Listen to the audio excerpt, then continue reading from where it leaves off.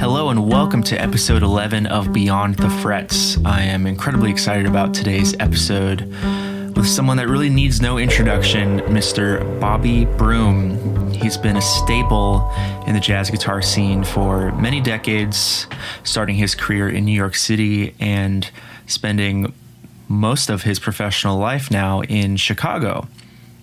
I'm not all too sure what it really means to say when someone is unique on the instrument, because I feel like so many of the greats are unique.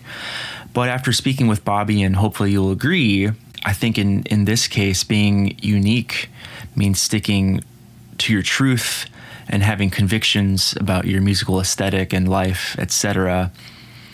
I really enjoyed talking to Bobby about all of these matters, in addition to his thoughts on academia, his role as an educator, and how he came to find himself at Northern Illinois University after a multiple decades long career as an educator at various institutions.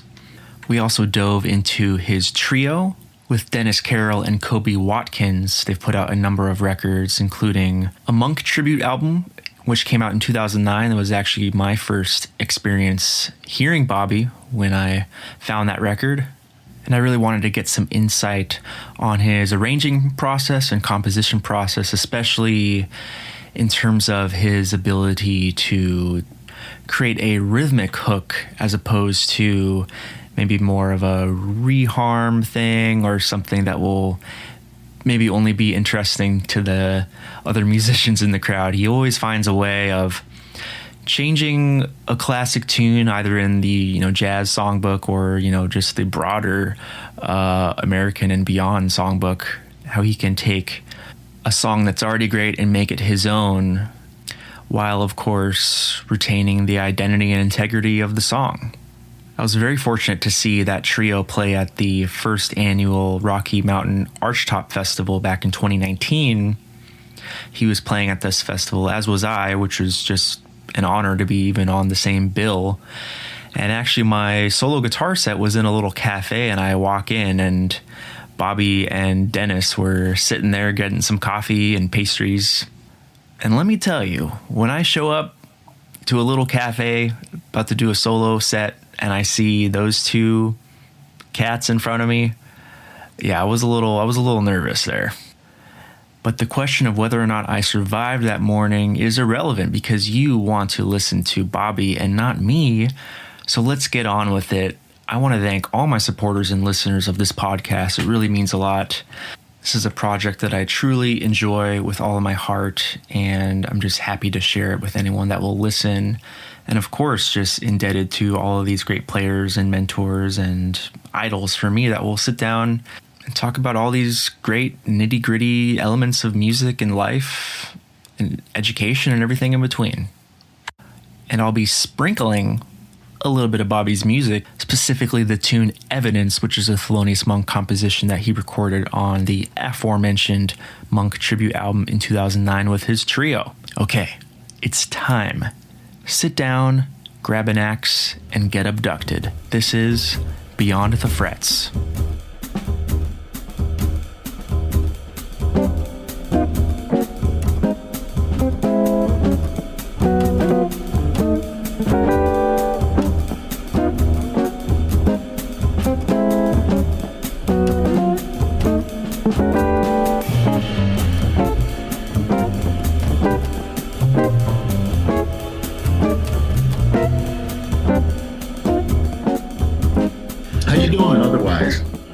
Everything's great.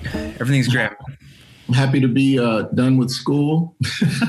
Well, for the year, I'm in a summer class right now, so I'm kind of. Are you really? Yeah. Okay. I'm sure you know all about kids having to take medieval music history courses when they're a jazz master's degree student. So. And absolutely, I do. It's so antiquated. Well, maybe not really, because when you think about jazz education, really started to burgeon during my childhood. I mean, when I was trying to go to school, there were only like a handful of places to choose from, right? Berkeley, North Texas State, Miami. Mm-hmm. You knew of those places because of who went there, right? Pat Metheny went, or Jocko, Pat Metheny went to Miami, am I right? And then the North Texas State had a reputation. Then there were some others that I really didn't know about, like IU, where David Baker, right? And what's the other one? Yeah, there's some others, but they weren't really in the forefront. So that's still, I mentioned, what, 4? Yep. Maybe there were 5 or 6, but now, right? It's like everybody and their mother has a. Well, that's actually something I really wanted to talk to you about, because my experience coming back to school after spending 5 years, on the scene, I'm trying to do what I do. It's very revealing or illuminating to be back in school in this time. And thankfully, my program is amazing. The head of the jazz studies program is David Bixler. He, lives in New York full time, and he commutes. So he's very much in the scene, and he's a cat, and he really digs deep into us. And we talk about, all these things. And I kind of, like, my first action as a grad student, I was like so mad about the entrance test. I wrote like a 6-page letter about it, and apparently they're changing it this summer. I'm not saying that I caused that, but it started a conversation. Yeah, good for you for standing up and because I bet if they had presented that test to you in nomenclature that you could understand, and if you could present the answers in the language that we currently speak musically, that you would pass with flying colors, right? And they would look at it and go like, what is this? I know. Whoever they are. Right. Exactly. It's just unfortunate that jazz is always it has to be like propped up in comparison to classical music. Like, they have to put it in those terms for it to be deemed, legitimate, even though we're sitting there, we've got our corner of the building, we're making great music, we're doing our whole thing. And yet the whole other side of it is like, it has this weird slant against us. Yes. Yeah. But so that was my one of the questions, is just I wanted to go back and get your perspective on when you started teaching at the collegiate level, and how that career has kind of been burgeoning alongside your obviously professional career as a performer and artist. Mm-hmm. Well, it's interesting because I began teaching, I think I was about 22 years old. Wow. And, before I didn't have an undergrad degree yet. I had dropped out of, I did a year at Berkeley, and then I went back home to New York. Like, what am I doing? Let me go back home and go to school. So I went to Long Island University. They had a Brooklyn campus then, and they were just starting. So check this out. They were just starting their jazz program. Okay. And so they were letting a bunch of people in,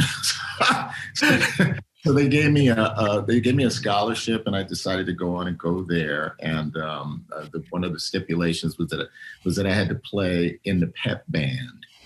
Oh man. Yeah, so that was interesting. Anyway, that lasted for all of 6 months, maybe. My heart wasn't really into school at that point. I was trying to play. Yeah. And there were opportunities around my friends who had started to get these these opportunities, and that was basically the impetus for me to move back home.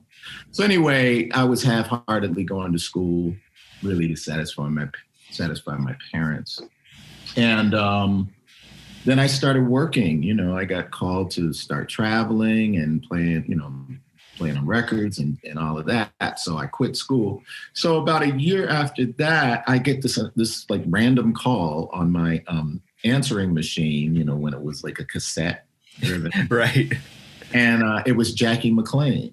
Hey, wow. Bobby, I got this is Jackie McLean. I got some work for you, man. And I'm like, hey, Bobby, this is Jackie McLean. right. Trying to see if it's a friend of mine or somebody's playing a practical joke. So I'm like, well, first of all, how did he get my number? I don't know. But in any case, he was the director of was called the African American, it probably still is called the African American Studies at University of oh my gosh, Hartford, Hart School of Music, right? Okay. And in Connecticut. So he wanted me to come up and do like bi-weekly master classes. So I was going up there 2 months, two times a month. And you know, I had never taught. And I was like, what should I do? I mean, I was a kid. Yeah.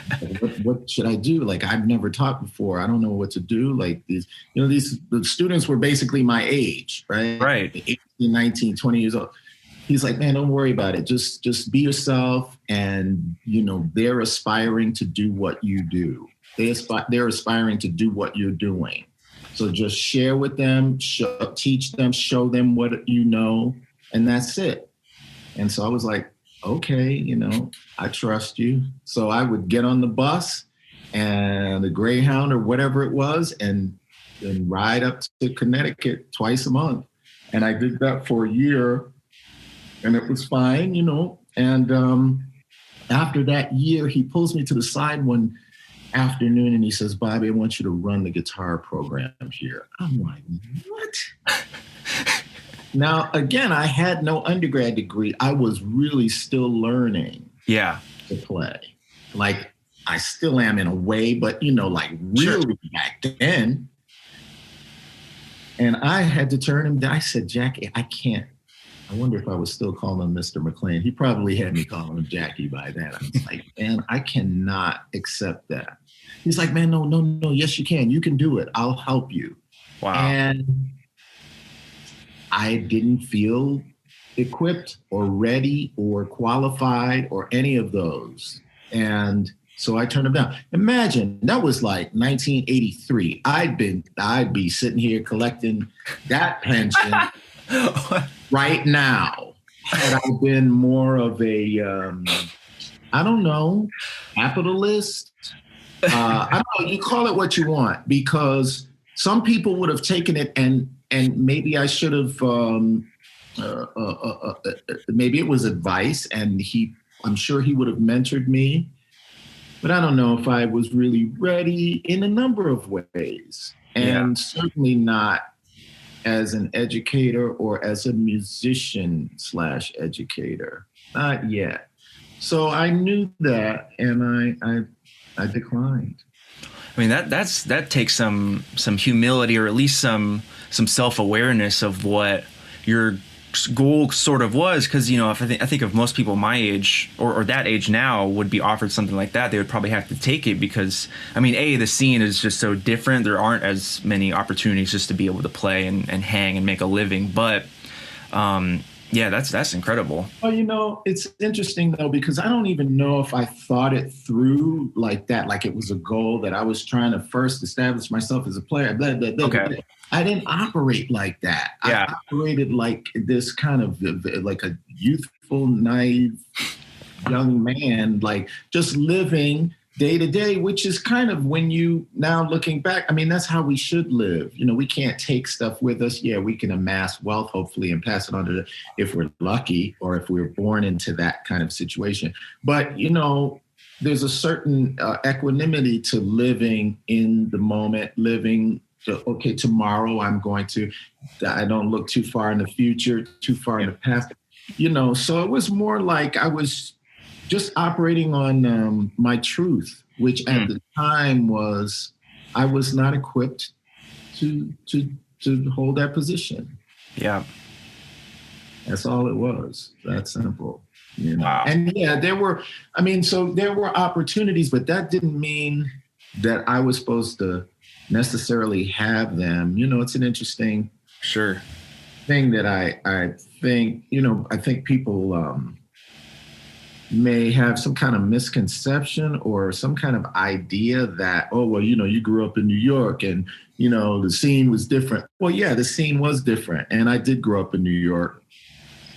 So, you know, like, does that mean that if somebody, you know, created a situation for me to just to sit in with an Al Haig, which happened, that I wouldn't fall on my face and look like an idiot and that be it? Yeah, that could have very well happened, but that's not what happened. Yeah. So not to say I was a prodigy, because I certainly don't feel that I was, like, at all. But I had done enough homework to ingratiate myself to Mr. Haig. Wow. That's some lineage right there, like one step away from Parker, basically. And I knew that. By then, I knew that. I was 16. I knew that. Wow.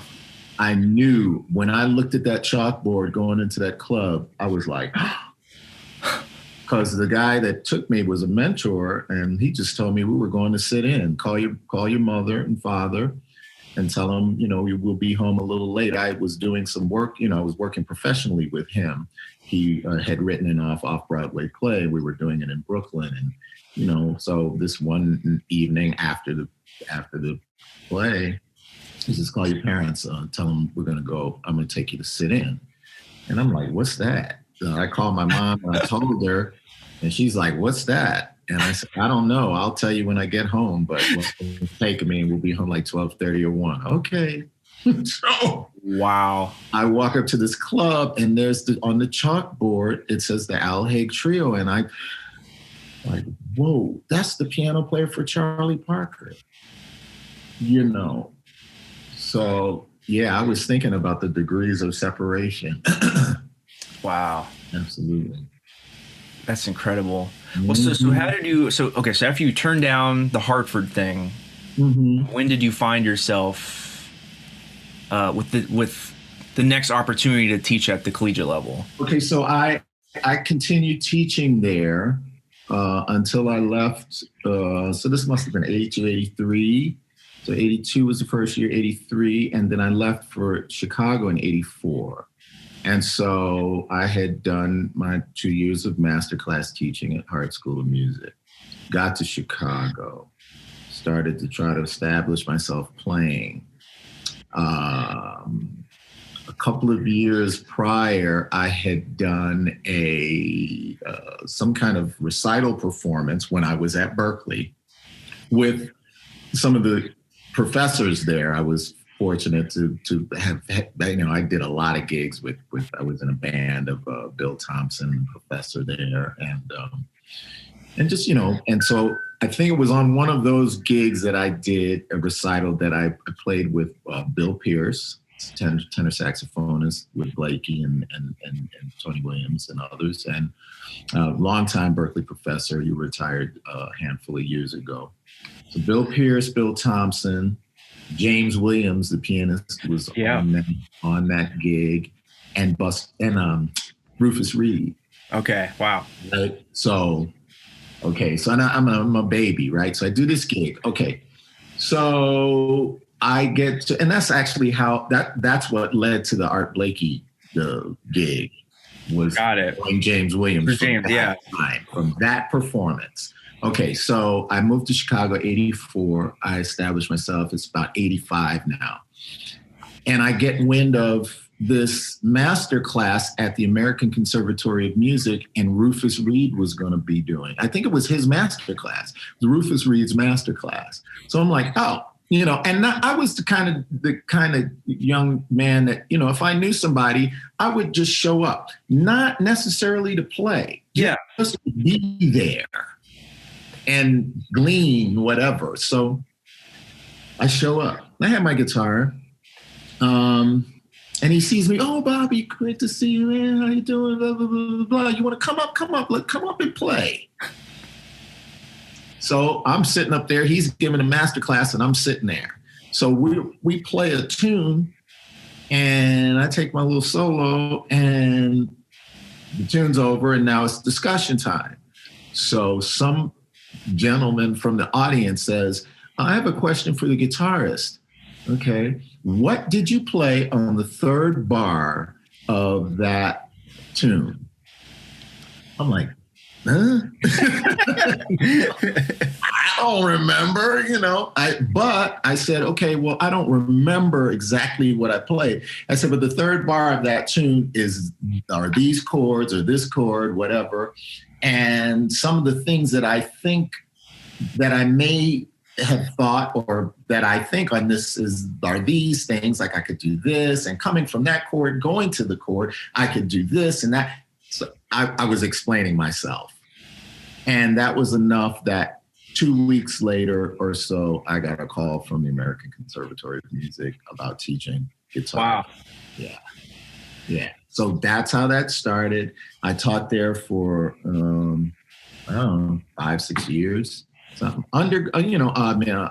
adjunct. Everything was adjunct at that time for me. Yeah. And really, again, still, for many years, I was not comfortable in the position of guitar adjunct professor. Like professor? That doesn't even sound right. I'm 25, 26 years old. You know? I mean, it was a different day. Plus, I came from a different kind of mindset or different school of thought. But we weren't thinking about teaching. Yeah. We didn't have to think about that necessarily. I mean, teaching meant get your teaching certificate and teach public school. That's what teaching meant. Like nobody thought about teaching at the college level. Okay, so here I am teaching at the college level. So, there were many, many years of discomfort because I was not comfortable in my own skin, let alone being a kind of an outsider in this world of academia. Now here I'm operating alongside people that this area may be their only connection to jazz music. And here's this kid coming in who has a true connection to jazz music, who's kind of doing what they're doing, but approaching it from, and I always felt uncomfortable, like I didn't feel like I was thoroughly accepted or thoroughly believed. Mm-hmm. And that lasted for a long time until maybe my mid-30s, when I began to start to feel like I had garnered enough experience overall to be someone's mentor, to have had experiences that were conducive to me sharing teaching somebody something, So, I went from American Conservatory of Music. Then there was a handful of years that I didn't teach. Trying to get my timeline together. Let's see, because it'll come back to me. But 2000, I got a call from DePaul University. And one of my stipulations at that point was, it was another adjunct gig. And I was like, I'll do it as long as I can teach private lessons from my house. Oh, wow. As little as I have to be in that environment, the less time, the better. Yep. They can come to my apartment and see we had our first house at that point. Come to the house, they can see my office/studio and get a real feeling of what it is to be, just be in my world. Yeah. I thought that would be beneficial to them. And it also allowed for me not to have to I still was guarded against about those feelings, And so I taught for them for a number of years, 7 years. And I never forget, I was in the mailroom one day and another Black guy walks in, and it's like, we looked at each other like, it's like, for real, man. Yeah. And he's like, what department are you in? He's older than me. And I said, I'm in music. He's like, well, don't let them do to you what they did to the choral professor, because he was here 11 years and he never advanced and did anything, blah, blah, blah, blah, blah. And I'm like, well, he's like, you teach adjunct? I'm like, yeah, I'm teaching adjunct. He's like, well, you should try to get a assistant. I'm like, man, I don't have my master's. And he's like, so? He's like, they got these classical people, the symphony people that don't have their undergrad that are, tenured. I'm like, really? He's like, yep. I'm like, well, maybe it's a little different for them, So I'm like, who is this guy? And he wasn't even in the music department. He was like an English professor or something. Okay, so then I saw him another time at the grocery store, and I ducked. Yelling at you. I didn't want to hear the harangue, man. I was like, oh, that's that dude. Let me go this way.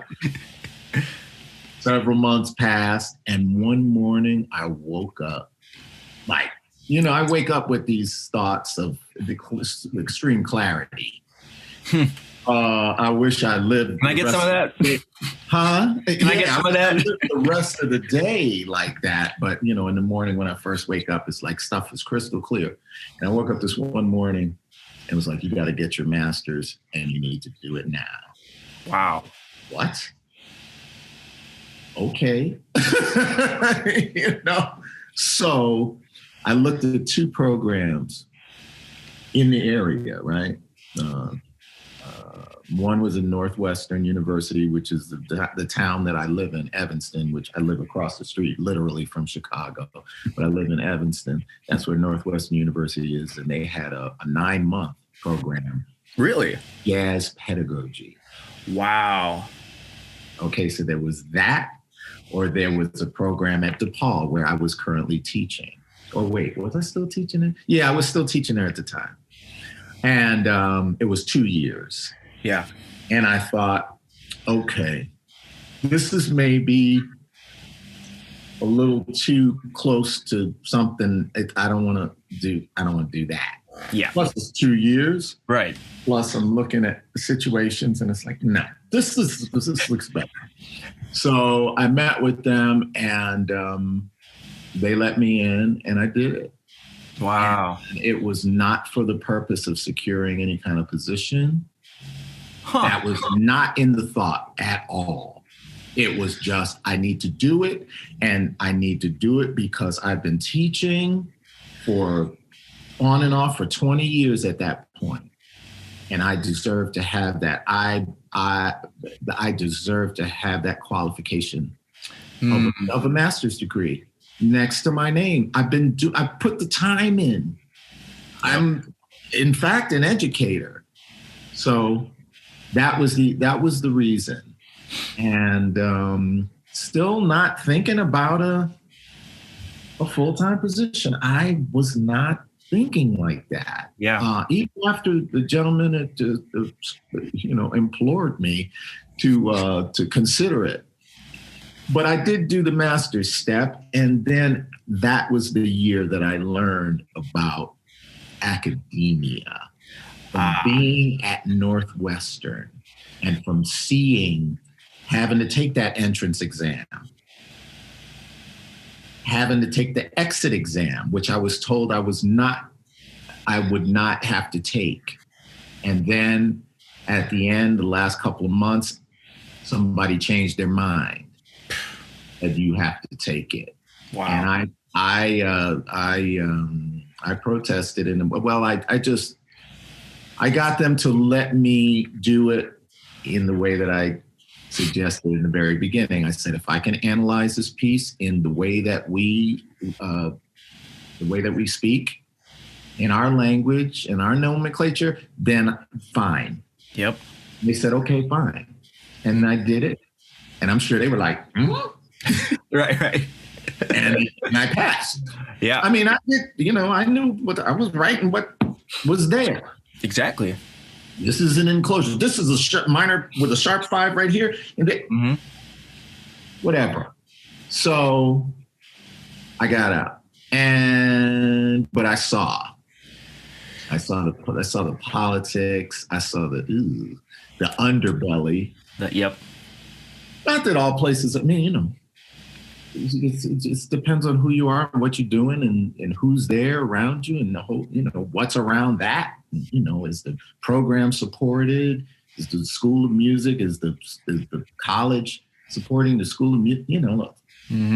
All of that, which I didn't see so much of of that, but I got a feeling about those things. And I said, oh, okay.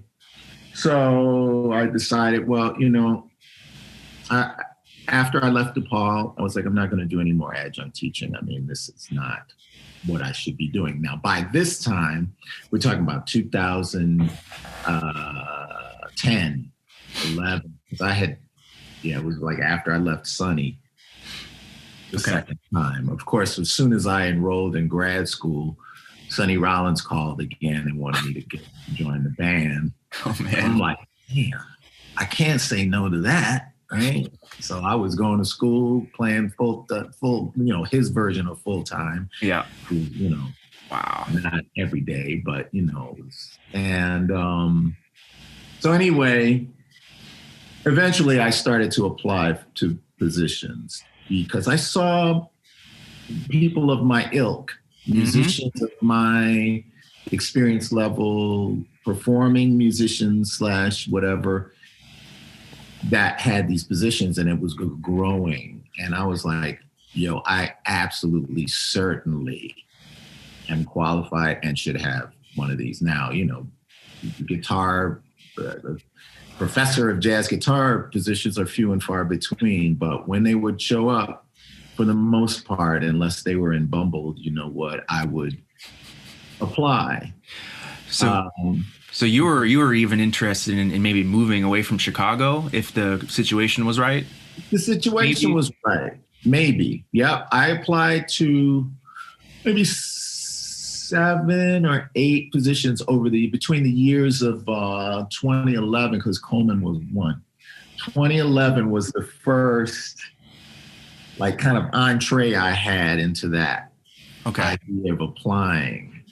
2011 and to when did I get to just 2019? So 8 years. Wow. I applied, and it was, maybe on average, it was about 1 a year, that was, suited for me. And the first one was like a joke. I mean, I didn't know. I didn't have my thing together. I didn't present well. It's a learning experience. And I'm so glad I didn't have to go there. Anyway, so, and then as I interviewed more, I got better. So by the third interview, the first interview was funny. I was, woo, man, you think about, it was hilarious. But by the third one, I was pretty good. I had my stuff together. And so then I started getting calls as finalists, fly you up to the school, do the whole dog and pony show. And then I learned about that. Like, even though you might be a finalist, doesn't mean, somebody else may be pegged for that position and they're just bringing you up out of, it's like protocol, formality. Yep. That happened a couple times. And it got to the point where I was like, I would say to my wife, I don't know if this is meant to be. This just may not be what's supposed to happen in my life. And she would say, yes, it is. And it will when it's right. When it's right, it will. When it's the right time and the right thing for us. You do believe that, right? Yeah. Maybe. I don't know. So, because there were a couple of positions that I should have gotten, but I didn't.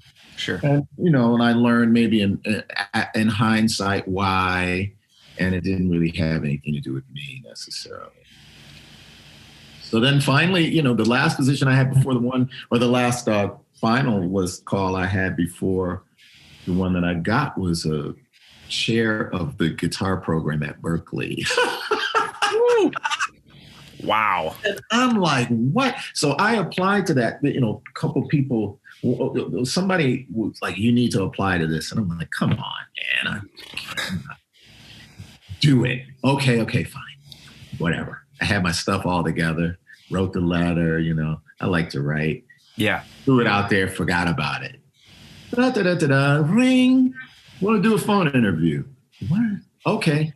do the phone interview, whatever, bang, whatever. It's not going to happen. Mm. A couple months later, bling, want to fly you out. So I just did it because, man, that was so cool. 40 years later. Wow. Right. And I'm walking around and like, wow, Slice used to be right across the street. And now it's a Guitar Center. Oh my God, it's crazy, Yeah, so cool. And I didn't get it. And I wasn't expecting to. And then the phone rang and the next one was the one. Right, an hour and a half from home. Beautiful, beautiful university environment. Wonderful colleagues. Great program. A storied program. Storied School of Music. Yep. College of the Arts. Storied College of Visual and Performing Arts. Supported, I felt welcomed. I felt like just be yourself. Just do what you do and teach. What? Really? Cool. I can do that. Go to meetings and stuff. I can do that. Wow, that's an incredible journey. I mean, the first thing that comes to mind that I like respect a lot is that you obviously know the importance of the role of an educator and how important that mentorship can be. And, because I hear so often, like, the trope is that, like, oh, if I can't, like, teaching's my fallback. Like, when in doubt, I'm just going to teach, right? Like, no, that's a horrible disposition to come into the classroom where you just, oh, this is just my fallback. This is just, the day gig. Like, no, you're impacting people's lives on such a personal level you may never even know. That's you. Yeah, that's you talking, I mean, and it's the modus operandi currently. I mean, you look at your favorite players and they all have to teach. They all do teach. They all have taught. But it wasn't so much like, it wasn't so much like that when we were. There were some of them, but yeah. Well, for better or worse, since everyone has to teach, I mean, not everyone is a great educator either. So sometimes you get cats that are incredible players, but it's a whole nother thing to be able to, like, convey that in multiple ways to students, all that comes with teaching. Right. So it's interesting. Yes, absolutely. And yeah, you have to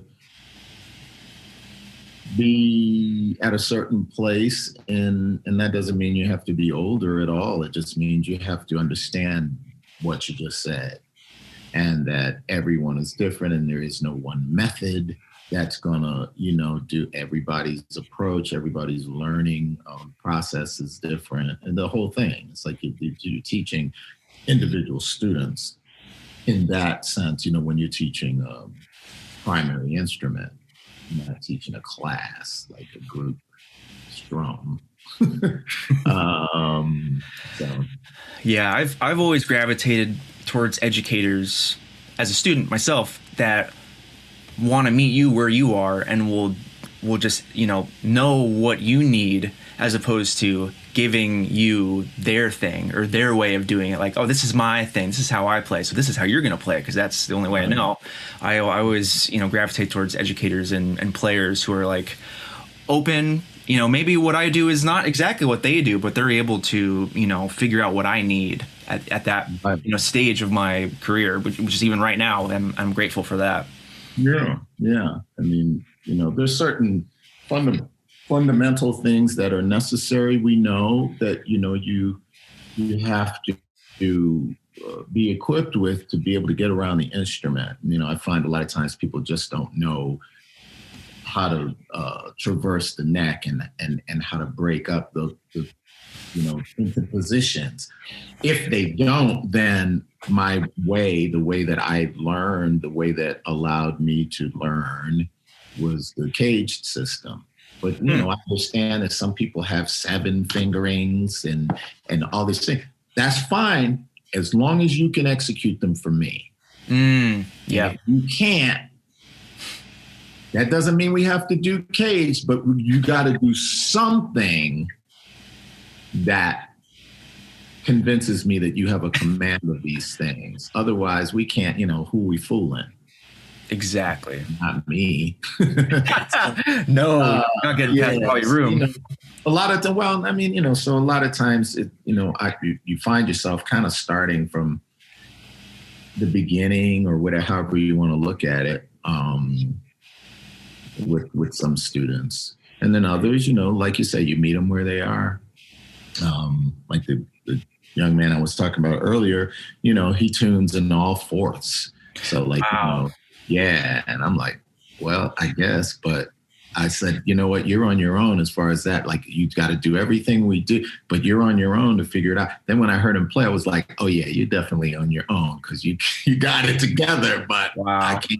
I can't get between that B and that E string for you, or whatever that note is now for you. Yeah, I don't even know what it is.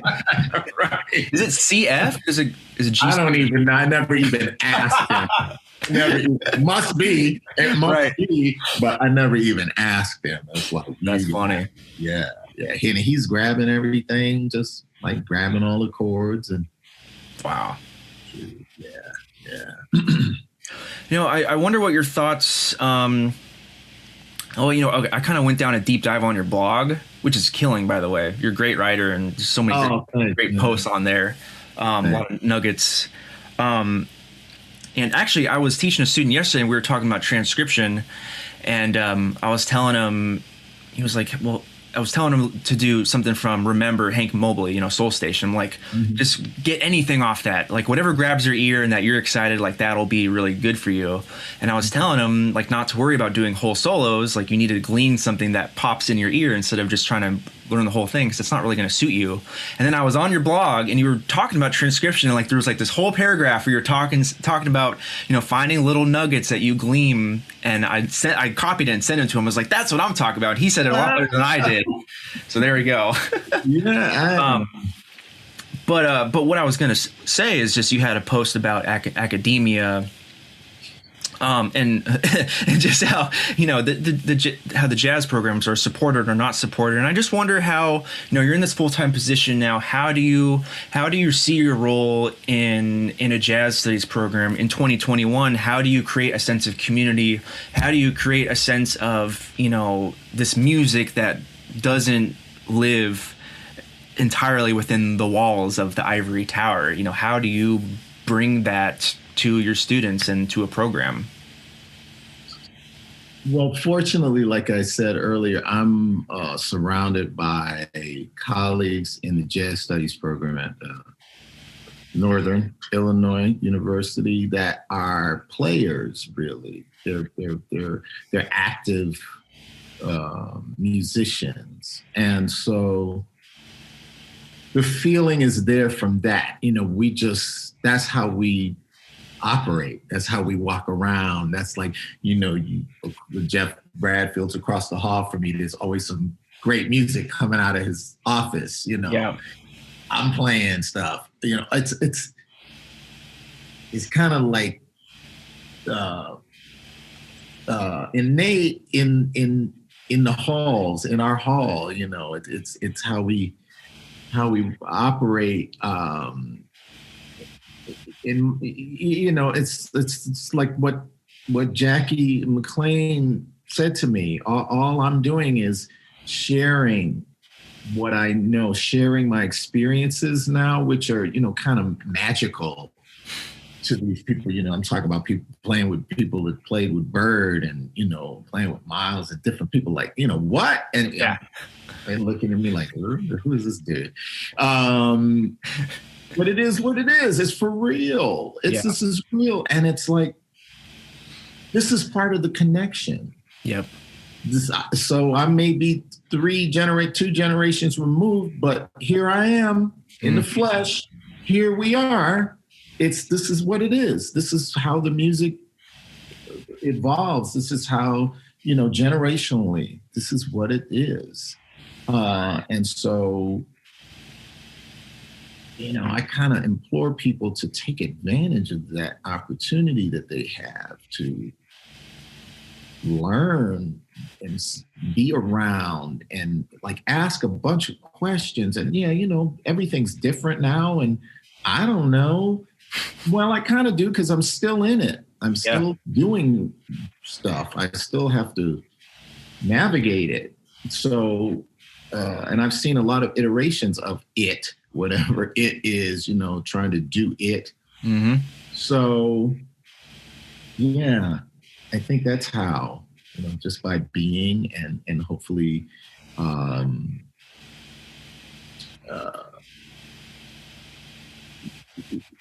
carrying myself as the person that I am. You call me Prof. Broom, but I'm not a scientist.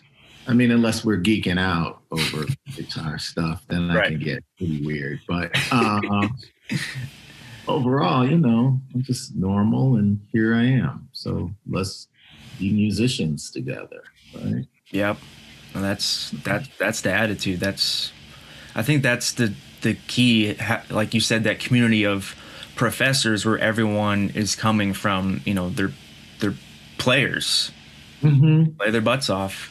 And I think, I know there's a lot of schools that are like that, but there's also the scenario. It's so like we're kind of told that we have to go, people like my age, we have to go all the way through our doctorate just to be considered, adequate for whatever it is.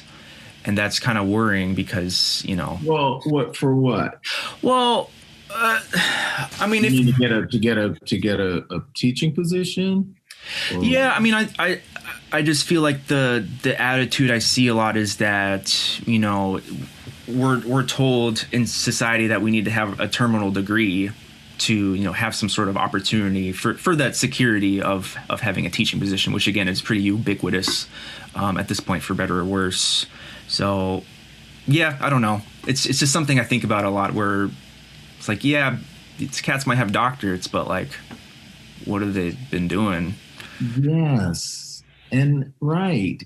And I'm not trying to harp on any of my listeners or anything like that, because everyone's situation is different, and there's tons of everyone's situation is different. Yeah. And it depends. For a certain person coming from a certain experience, background, what have you, them being in a place that requires certain things and doesn't look at other aspects of what this is. I mean, we're talking about jazz, It's a performing art. It's got a lineage that has nothing to do with academia. That's what I'm about. Yep. Not to rag on anybody else, but that's what I'm about. I came from that. That's what I aspired to. Yes, I was fortunate to have opportunities to teach. It kind of got me in that on that track. And fortunate for me, I was able to find a place that accepted that looked at my resume and said, damn, and he speaks well, and he communicates effectively. Right.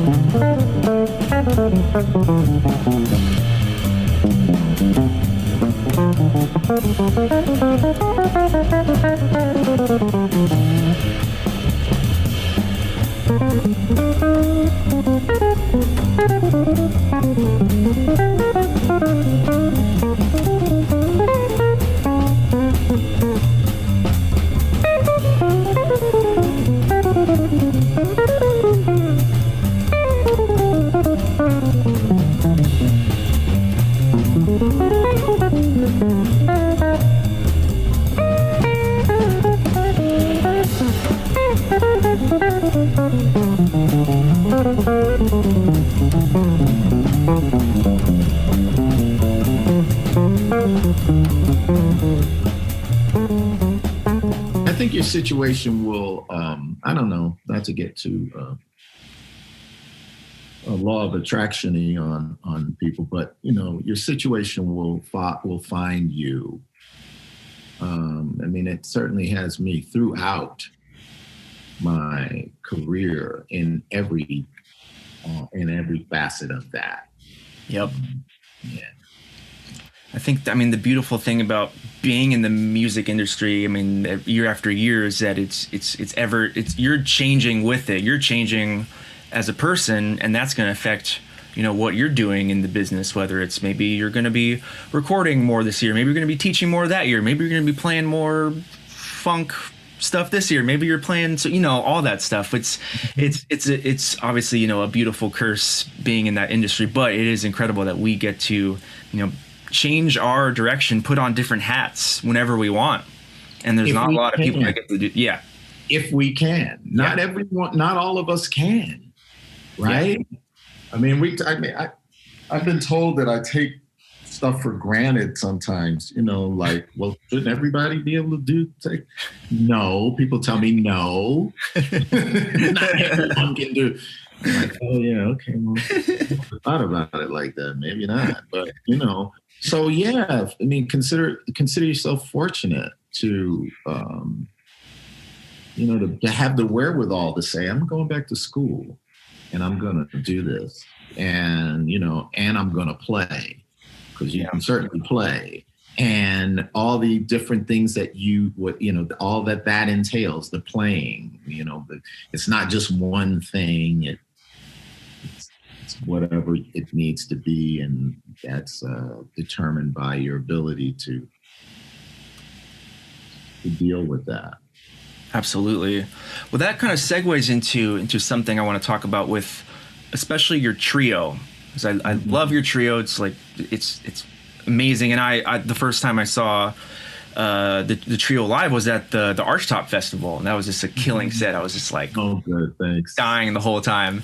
But one of the things that I love about your trio and just the whole vibe is how your arrangements of not only American Songbook standards, but 70s, 60s, all those great songs, because nothing's off the table for that.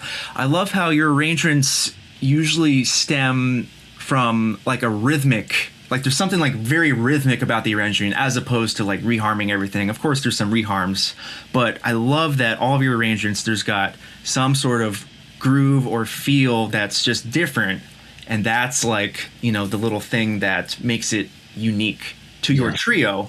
And I'm very curious about how the trio formed, and how you guys are like just serious about the beat. And one of the other things on your blog was you mentioned how you want people to make the funk swing and the swing funk, and I love that. It's like the perfect explanation for that vibe. So I'm just really curious about how you kind of got to that in the trio context. It's just a combination or amalgamation of my whole experience, really. I was listening to the radio. It's probably, I don't know what my son, he's 10. I don't know what he thinks sometimes, because I'll put on, like, must have been like 60s, maybe 70s, early 70s music. Just, I have a playlist that just plays these songs from my childhood, which were like, damn, they were all hits, and it's like, and I'm listening and I'm going, this is good for him because he's hearing melodies. And then I thought, like, listen to all these melodies that I heard, like poignant melodies, that's good. That was good for me. Yeah. And then when I got into funk and jazz a little bit later, I realized what that was about. It was about the rhythm.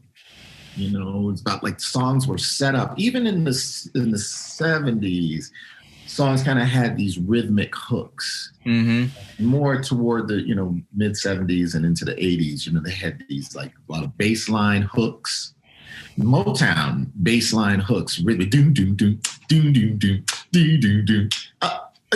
That's what it was. Yeah. That's what set up the music. That's what created the environment. So that just stayed with me. It's part of my background and kind of what I deem important in music and jazz too. You know, you think about certain jazz hits. I'm not going to go back and try to think about it. Boom, boom, boom, boom, boom, boom. Totally. I mean, you know, that's just one that flies into my head. But yeah, do do do do do. The hits have to grab a person that doesn't know anything about reharmonization. Exactly. Right. Like what? Who cares? Nobody. But right. You better draw somebody in with something that makes them feel like they know that thing, even though they don't. Right? So, not that it was that I was calculating this when I was, you know, arranging it. This is just how I feel about music. This is just what my understanding, my realization. This is what drives me. I want to play something that I want to play. You know, I want to play something that I want to hear. Right. I don't want to hear a bunch of reharms. Yeah, maybe a little bit, but not. That's not what drives me. I'm not a scientist. You know, I'm a feeling music lover. I'm a music fan. Right. So that's what it was. The trio was that impetus was the whole Schofield trio for me, honestly. Okay. I heard that band. Wow.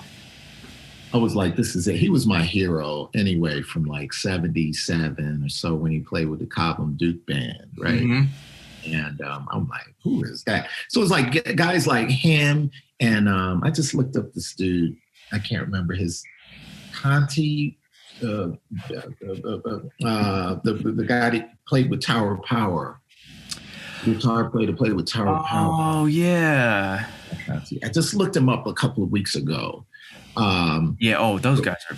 But like, you know, this kind of hybrid, like a guy that you knew was playing some really juicy notes. Yes. The note choice. Yep. Right? The note choice making the harmony flare out. Not just some notes over it, but that hitting that one, coming off of that one. Those guys attracted me. And then they could kind of play the blues and play rock. Yep. You know, for me, those were the guys that I kind of, so Sco was that. Who is this guy? And so as I got, you know, so I guess in the early 80s is when that trio was starting to really, you know, make records and stuff. Shinola and Out Like a Light and Bartok and those records. Yep. And the fact that they were all original music and that they were so, the sound was so full, never sounded sparse or empty, and you know, everybody's role was so clearly defined yet integrated, and you know, that just kind of was the template for what I wanted to pursue. I wanted to learn I wanted to figure that out. So of course mine was going to be different because I didn't have the inclination, I guess, to put anything on my guitar. You know, I'm right. My sound is what it is. That's how I hear myself. So it was going to sound way different in the beginning. It was like, I'm like bare ass naked right now with a bass and some drums. Drums, give me more, you know. But when it came time to record and present the group sound, I had an idea what that was, but then as far as the arrangements and how to make the music come across to listeners, for myself being the listener, I needed to set things up to provide character for songs, right? Right. Yes. Exactly. Character that reflected me, reflected the group, like the song. I didn't want to go make a new song, reharm it and put all these hits and no, no. Wow. That's Yeah, that I feel like that's a tough task. It shouldn't be as tough as it is to just serve this song, because I think I don't know if we're told, but I think we got to think that our stamp. Maybe this is me just projecting my whatever, but my stamp has got to be to put all the hits and do all the chords and like make the wrong audience be super into it. The wrong audience being the musicians. Right. Exactly. That's right. You're on it. That's what it is. So it's just being able to step back and just, I think I was floored when I heard, well, it might have been Julian Lage or someone playing trio, and I think it was Julian Lage, and he was ending a set. He played this old tune, Call of the Canyon, some like Bing Crosby thing. It's like really killing old tune. Mm-hmm. They just played it. It was like 2 minutes, and I was just like, what? Mm-hmm. They just played the tune and then they stopped? Like, that's crazy. And I was just like, I don't need, what can I add at the end of the day that's going to be better than James Ingram's song that I'm learning, or Billy Preston, or, Randy Newman stuff. These are the tunes I've been learning lately because I'm like diving into that. I'm like, what am I going to add? I just want to play it. I don't need to do anything. Mm-hmm, mm-hmm. And then if you're inspired to play a solo that is not about you showing anything that I can do, but this is what my heart feels for this music, for this song, for this experience. Yep. Right? And it's something way different than all that other stuff. Yeah, I'll never forget someone, I was in a master class or something, just playing tunes, and the clinician said, don't let the melody just be a back door for your solos that are going to be 10 minutes, And I was like, dang, I just got. They got me, man. They got me. Well, that's what it is. I mean, I'd love to hear people play a melody and make me cry. Yeah. Can you do that? Yep. Man, I've heard it done. I've heard it done. And by instrumentalists, not just singers. Singers do it good too, because then they got the words to add, and they, I don't know, that just makes it more poignant. But an instrumentalist can do that. And it doesn't have, you can laugh, you can have emotion. Have emotion. So I don't know, we're getting into the metaphysical, but isn't this what music is? Isn't this the purpose of music, to, feel and... Absolutely. Always. And I'm curious, because I've thought about this a lot. I mean, do you ever... Okay, so when you give a character to a song, whether it's something you composed or something you've arranged, do you ever think of it as, I want to express a certain emotion and I hope people get that emotion, or do you just want people to take whatever emotion they're reading from it?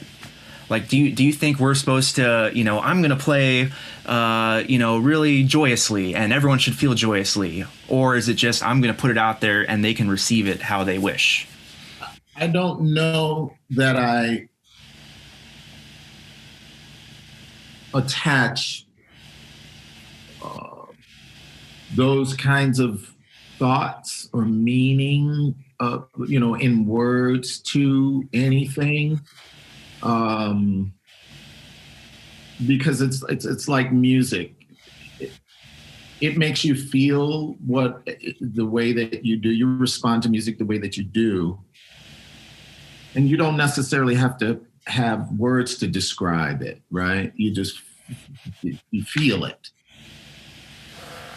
And so when I'm approaching music, that's kind of how I go into it, without words. Unless I'm in the rehearsal Sure. we're conceiving something, and even then, it's hopefully done more through, I might demonstrate something in a certain way that kind of supersedes or takes the place of the words, right? So I was thinking about a tune that I did very differently than the original. I don't remember. It was a couple of days ago. I don't remember what tune it was exactly, but like take a tune like I'll Never Fall in Love Again. The Dionne Warwick, Burt Bacharach, I guess, wrote that. Dionne Warwick did it. And when I thought of it, I knew that it was a ballad. Like I knew that it could be a ballad. It was as a pop hit. It was a kind of bubblegummy, like that. But the chords, the melody, and the lyric. What do you get when you fall in love? You get enough. You only get you get enough pain to burst your bubble. Like it's like that's the what do you get for all your trouble? I'll never fall in love again. Come on, man. That's like right. Exactly. So I'm playing that thing like that.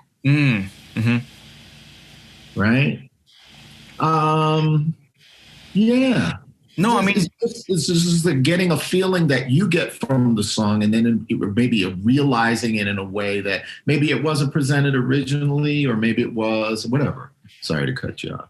No, not at all. I was just saying, I think that sometimes I want to be able to talk about music in that English word way and connecting it with, our humanity and our emotions. But at the end of the day, you just can't. When the humanity and the emotions, yes, that's okay. And sometimes even in doing that, we don't really need to say too many words. If we're on that wavelength, then we know what it feels like, right? But I think in a lot of instances now, maybe that's not how we're, especially in, I don't know if it's especially in jazz, I don't know, but I don't get that feeling. I get it's more about me and my solo and all these cool things I can do and all these combinations of these and the chords, the reharmonization and these rhythms that are doing all these different time signatures and really, what emotions are we feeling in relation to that? Is that for emotional purposes? Right. Or intellectual? Which is fine. Yeah. But that's not what jazz is. Sorry.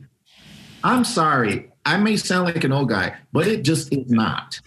Unless you're going to change it. And if you're going to change it, then just let me know.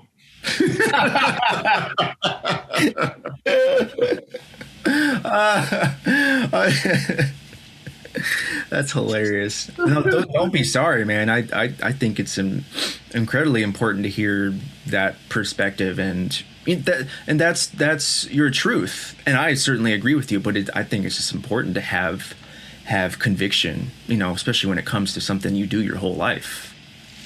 That's the thing. That's the thing. I think it's so easy nowadays. God, I mean, with just the way the world is, it's very easy to not have any convictions, or to be like a weather vane that just blows in the wind of whatever, social media post you're reading, or, whatever it is that's going to influence us. Right. Yeah. So it's hard because, we're not supported in the endeavor of, having convictions and looking to the past to help us along in that endeavor, and those in those pursuits that are bolstered by that past, and how we look to kind of connect to that and then hopefully continue that or branch off or whatever. This is like, yeah. Well, I don't want to take up too much more of your time, and I really appreciate you doing this, but I did want to go in one little more avenue just related to this. There was another thing on your blog that you talked about how it was important for you to realize that, I'm paraphrasing, like Bobby Broom, the musician, is maybe separate from Bobby Broom as a person, and it's just important to have just a life outside of music. So I'm just kind of curious, when and how you came to that conclusion, and how, your life outside music inspires, your creativity and vice versa. Yeah, I think just from living and seeing, I've always been a musician. So yeah, since I decided I was going to be a musician, which kind of was, it's just like that. It happened. I was 14 years old. And it was like, this is it. This is what I'm doing. Wow. This is what I love. This is what I can see. If this is possible, what I'm hearing on this instrument, that's what I want to pursue. Like this life, to get the feeling. It was always about the feeling too, because what I heard that inspired me, I knew I would never attain that specifically because it was too incredible. It was too singular. It was too, I was never going to do it. And if I did, then I would just be replicating what somebody else had already done. So It wasn't that, it was the feeling that I was getting, the exhilaration, any kind of emotion that the person could give me by the way that they play. I want to be able to do that.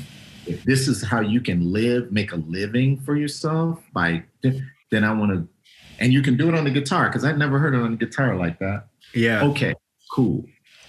And so I decided I was a musician, and the next day I was acting like a musician, even though I sucked. I wasn't a musician. I was a wannabe musician. So anyway, and I lived through all of that. I remained a musician, and all kinds of things happened. I grew up in New York and moved to Chicago. Like, who does that? I had a career that was, establishing. Yeah. I was one of the cats, one of the young cats. Can I move away? Like, what? Who does that? That will make you have realize your normalcy when you're not that Bobby Broom. You're walking around and you're just, yourself. It's the same self that left. I've always been this person. Okay, so that's what it is. How do I integrate? How do I realize where that is separate, where those things are separate? How do I realize what supports the, I say all the time that I've been married twice. The first time, it was, in large part, the person that I was at that time, relatively unevolved or something, immature something, and it wasn't conducive to, that relationship wasn't conducive to me being my best musical self, producing music to offer to the world. Couldn't do it in that situation. But boy, the next time, to have a supportive partner that, I don't know, she's just supportive. Yeah. And I could just be a family person and a musician and feel empowered to do that and be my true self. I don't know, and so not worrying about it too much, there are joys and should be joys in a lot of areas of life. And if you're joyful in your life, then you should be, you should have something to play music about. Even, the blues comes out of not so great circumstances. Yep. And but through the music was the joy. Through the experience Exactly. of the music came the joy. Yep. This bittersweet. Yep. There's that Mary Lou Williams, the tree. Have you seen that with all the branches? With all, she had this like this graphic that she made. It's a tree with all the musicians that she heralded and loved, but at the bottom, the roots, it was suffering at the very bottom. And I was doing some research on her this past semester for a class, and that just like floored me. It's such. I'll send it to you. It's beautiful and poignant that out of all that, so much greatness and beauty and music can happen. Yeah, it's incredible when you think about it like that. Billie Holiday and Nina Simone and all these people that just dealt with so much difficulty. I had people tell me, "You'll never be a leader. Just be content being a sideman and doing, various and sundry leader gigs from time to time, but you're not a leader." Wow. I also had somebody tell me, you're not an academic, you're no educator. You're a good musician, you're a good jazz musician, but you're no educator. So, had I listened to that, it was not even a question about listening to it. It was just more like the gall of someone to actually say that and believe that and think that they could have an influence on my belief about who I was. It's either in you and dying to come out or not, and that's okay. Either way is fine. So the inspiration for me is it has to be fueled by some of that. Deadlines are good too. The deadlines help. Right. Deadlines help, but I need something else too.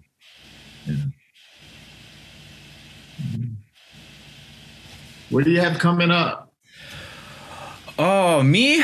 I'm keeping my head to the grindstone with school for sure, but I'm doing some recording this summer. 2 years?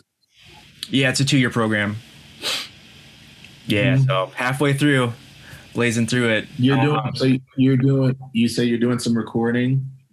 Yeah, I just cut a record with my buddies at grad school a couple weeks ago. We've got a quintet, all original music, some cool stuff. I'm hoping to do another trio thing coming up eventually too. So, but yeah, right now I'm just writing a lot of writing, a lot of arranging. I'm just trying to shed and just get through school. School is my number one priority right now, which is great. I love being in that space. Again, it's a lot of fun. Good. How long has it been since you in between? It was 5 years. Yeah, 5 years. So it was a weird transition, a weird decision, but it ended up, like a lot of things, gratefully for me, it ended up being just the perfect decision, the perfect, thing in the right moment.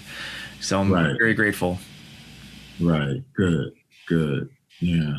That's how it works. Yep. How about you? What's in the works for you? Well, school ended about 3 weeks ago now. And so, I think, transitioning into the summer, right? This one was really a big one in terms of just feeling like I need this summer. I need to not have to.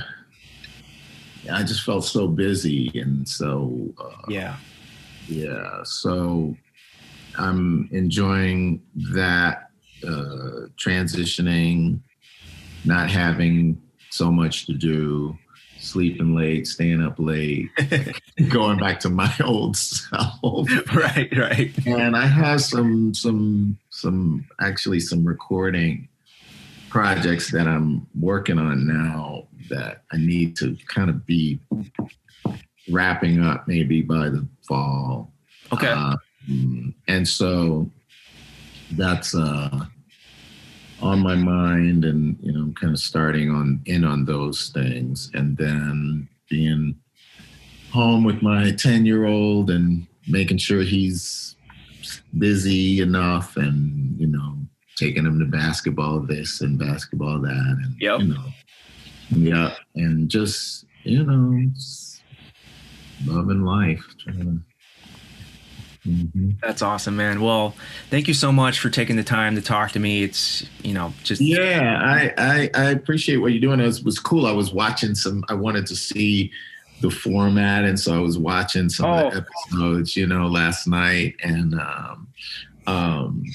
man, I didn't know about Kevin teaching. I don't think I knew that he taught public school. Man, I did not know that. That was an incredible story. I knew he was in Champaign, right? Because he was friends with a really good musician friend of mine from back in New York, Sekou Bunch, the bass player who played on my first record when we were kids, and wow. And so he was telling me about Kevin, and so we met around that time, and he was in Champaign. And then he had a student that came to me. I think he taught this young man in high school, and then he came to me when I was at DePaul, and he could play and stuff already because he had been with Kevin. And I'm like, is Kevin teaching at the school out there? What is it? The University of Illinois? I think so. No. Yeah, UI. Yeah, and he's like, no, and I'm like, what? I know. What's going on? So, no, but I didn't know he was teaching public school. Yeah. So that story was incredible. I know, and he just didn't even play for years, and just the way that he found Kirk Whalum, and was he serious when he said about the dusting off the guitar? I was man, I don't know. Right, Kevin, you're right. But he said, man, you gotta love that guy because he's such a beautiful player, and then such a beautiful spirit,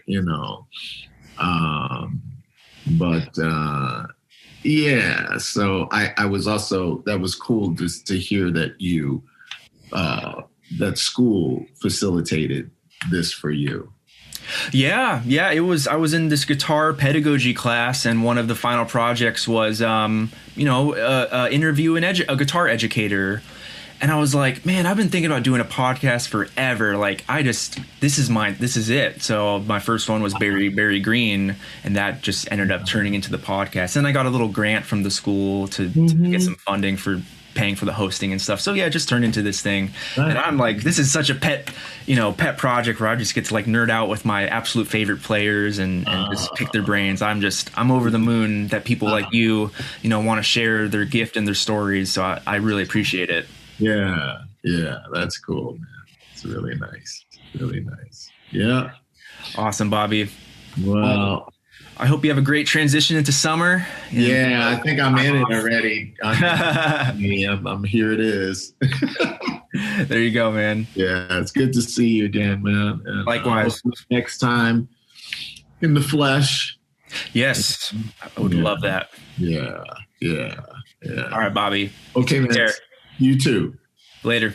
Bye-bye.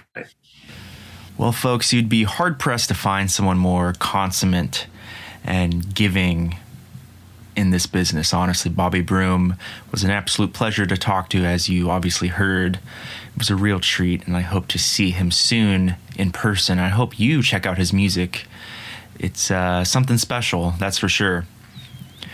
So I will leave you at that. Thank you so much for listening, and I appreciate your patience on this project. I'm in the middle of my master's. I've got one more semester. Things have been a little hairy, but I'm really looking forward to getting more episodes out. next week's episode, well, not next week. Who knows when it's going to come out? Hopefully soon. It'll be with Adam Levy, the great Adam Levy. Really awesome guy. Excited to share that conversation with you. Again, another sweet, gentle, kind, giving person in this music business. So with that, I will leave you adieu. Please like, rate, review the podcast, share it with your friends. Have a happy, happy holiday. I'm recording this in the middle of December. So have a great and safe holiday season and a happy new year. I'll see you next time.